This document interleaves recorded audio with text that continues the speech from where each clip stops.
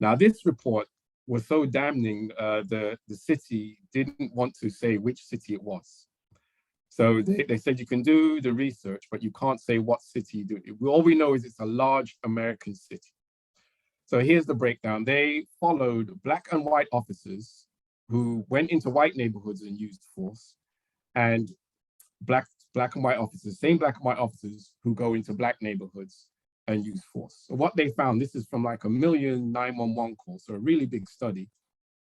In the white neighborhoods, the black and white officers had similar levels for use of force. But when they went into the black neighborhoods, as you can see right there, we show white officers use force 60% more than black officers and use gun force twice as often. So obviously the black men, they don't see black men as any different from themselves. They're not afraid. They don't see them as, some strong masculine, whatever.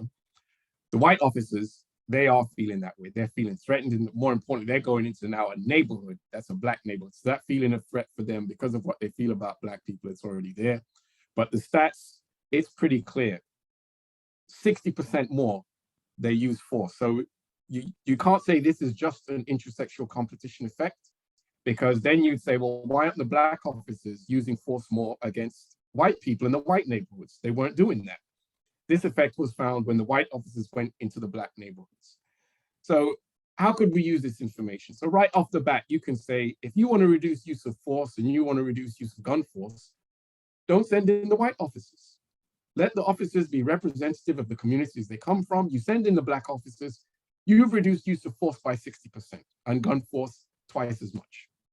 So, but of course that won't happen, because the other side of this is the reputational damage that would be associated with the white officers, saying, hey, the black officers don't go into the white neighborhoods and use all this force.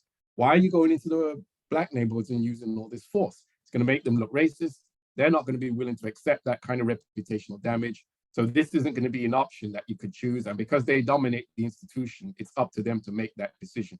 So they would never just say, hey, let's let the black officers go into the black neighborhoods and we can really reduce use of force. But that's what this information would suggest that's done.